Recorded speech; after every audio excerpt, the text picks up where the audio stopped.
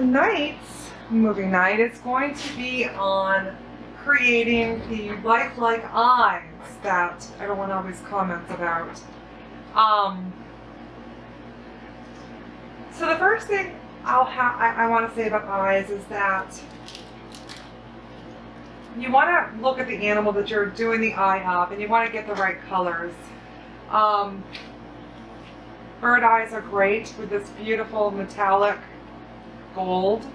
It's not a gilded gold, it's the metallic gold. It's more like a pearlescent than actually metallic, in my opinion. So let me get a picture here so I can tell you what I'm referring to. The most important thing to get the eye right is to get the diameter of the pupil and the diameter of the, what do they call it, the iris, in correct proportion. So here's an owl. And if I bring it really close, you'll notice that this one has really big pupils and a smaller space around the iris. That's the yellow. So always, get some reference photos so that you can pick out the typical distribution for an animal's eye, and you can then plan accordingly. When you're doing animal eyes, I often find that it's a process of trial and error. So I try to guess how much black will create the pupil in the right size, and then how much of the other color, whether it's gold, brown, blue, green, or whatever. So for this example, I'm going to use a half strip of black and a full strip of gold, and that gives roughly a 50-50, 50% of the diameter, and then another 50 outside of that is the gold. And that's pretty normal, but it'll vary.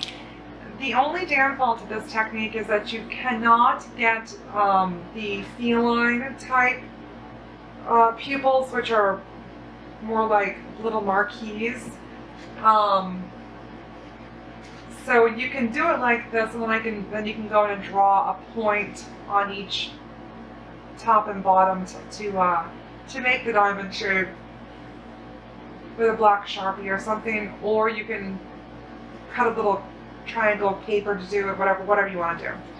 So to begin with, this is the tools that I use to make eyes. I use the Quilling Creations mini mold. It's a plastic mold with little dome shapes on it, and you can use it by pressing your tight roll into the hole, which doesn't have as good of results, but it does have some benefits. Typically what you're supposed to do is to take a tight roll and put it on top of one of these guides and then push to create a dome shape, and we'll do that in a little bit. So of course the first thing I like to do is glue my strips together. I like to glue them in advance as opposed to on the fly. It's probably a personal preference thing, but sometimes I notice that if I glue them on the fly, I end up with sections that stick together. Not that it matters with the tight roll, actually. So first thing we're going to do here is we're going to stick the gold to the black. And I've torn the ends because if you tear the ends when you're making a tight roll, they blend better. They don't leave quite as a distinctive hump in between them. So there's that. Glue them together. Stick your glue bottle on your sponge. And then I'm just going to use my savvy slotted tool, and I am going to create a coil here. This is a great way to get paper cuts, but I have a habit of doing it like this. The reason I like the metallic gold for the eyes in particular is because it has this beautiful metallic sheen, which when you put clear coat glaze on it, let me see if I can get this to focus, it actually makes it look dimensional. It's just gorgeous. So now that you've got your tight roll made, or your tight coil, go in there and glue it off.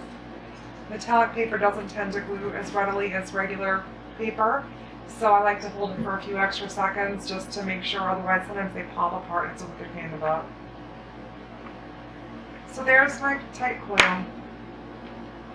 I like to roll it out with the Quill Creations rubbery tool to flatten it off.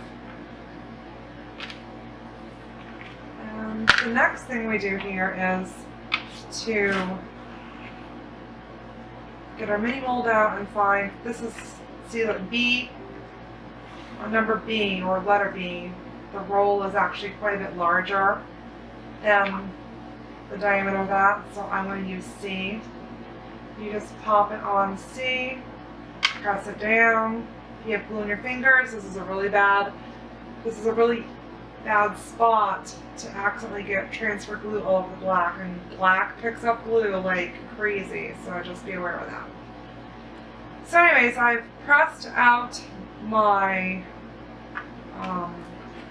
my tight coil, and now you see it is a dome shape, much more like a real eyeball.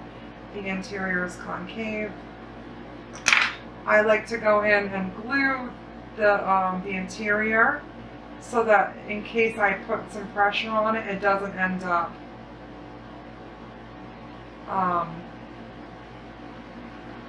ruining that nice bowl or the nice bowl shape that the mini mold gives it.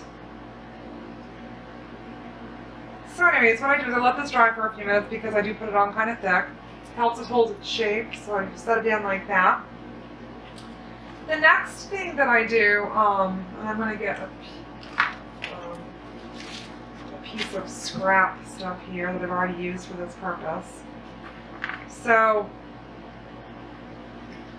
I use the Crystal Coat Glaze from Quill Creations. It typically dries to a nice, clear, shiny, hard glaze, or not hard, but maybe more rubbery than anything actually. It's really inexpensive. I've had the same tube for probably 2 years, or maybe a year and a half now. I think it's like $6.95. I'm quite, liberal with it, as you will see in a moment. The other thing is it clogs up really easy, and then of course it also loses its cap really easy. So I have no cap, I just have to keep unclogging it, but it doesn't seem to bother it. Now, sometimes I like to paint my clear coat glaze on. For eyeballs, I pour it on, and the reason for that is because I don't want to have to touch any part of the eyeball. I don't want to create any dents.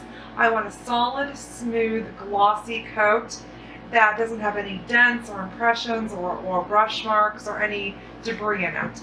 So it may seem wasteful, but I've done a lot of eyeballs and I'm still in the same bottle here. So what I do is I just start by sticking something in it and unclogging it. There we go. I just pour it on. I try to center it and then make little circles, and as you can see, it's super duper duper duper thick. And then I come over it in the edges, and I just keep pouring it around and around and around and around like that until all the sides are covered, until I see it puddling all around it. This looks weird, right? Then I take my tool and I push it out of the puddle so it actually cleans the bottom of it. And then I wait for any more to drip down that might drip down. And I push it. And I mean, I know this seems time consuming and I don't know why I do it like this. I just find that I get the best coverage this way. If I try to move it with my fingers or tweezers or anything else, it mars that, and I don't want to do that. I want it to be completely pristine when it comes time to use the eyeballs in my piece. So I'm just going to give it a push. Okay, so that's really all there is to making these realistic eyeballs. Now you can go one step further and you can put black, you can do black color and then black. If you want to do that, you can do a little ball of white, then black, then the color, then more black, so that you've got the glint in the eye already with the white. I find that the glint in the eye is already accomplished by a really thick, clear coat glaze. You can even do 2 of these coats if you really want it three-dimensional, almost like there's an actual see-through cornea on the eye. Let this dry completely, and then go back in with the second coat. Don't touch what you've already done. Make sure it's nice and make sure it's been dried for at least a few hours before you do this. Put a second coat on, do the same thing, push it around to make sure the bottom's cleaned off and all the drips and drools are gone. And the end product is this. You have this beautiful, clear, glossy, shiny eye that has no glops or glues or brush marks or dents or anything. So let me bring it up close to the camera here so you can see. It's not focusing very well. See how it's all the metallic paper has given that really nice metallic-y look. See how the coat is all nice and consistent across the entire thing. That's all she wrote.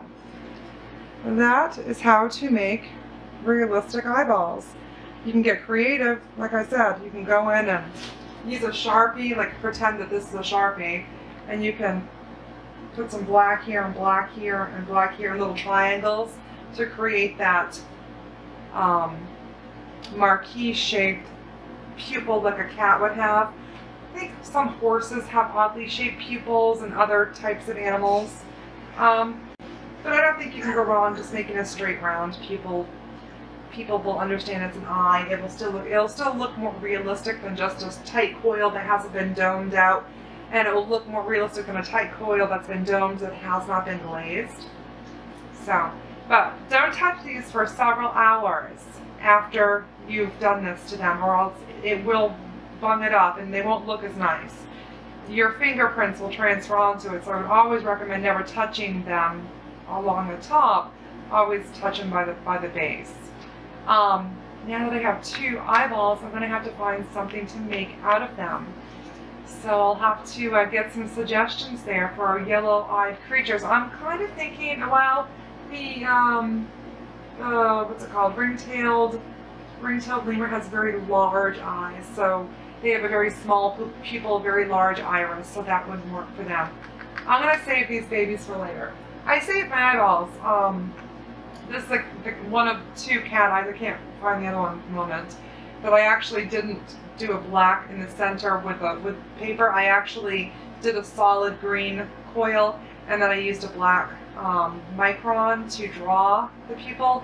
Then I glazed it once I did that. So that's another way to do that. You just do a solid color, draw it on with a micron or a Sharpie. Make sure it's a non-water soluble type marker or pen, art pen, permanent, and then glaze over that. So anyways, that is all there is to making paper eyes, realistic paper eyes. Oh, they're so pretty. They're staring at you. They said, "We're watching you. I can see what you're doing." Anyways, until next Saturday, have fun. If you think of a video that you would like me to attempt to do, put it in the comment section, or just ask in general chat. Otherwise, we'll try to continue making these videos for you, and of course trying to incorporate topics that you find interesting personally. Thanks so much. Have a good one.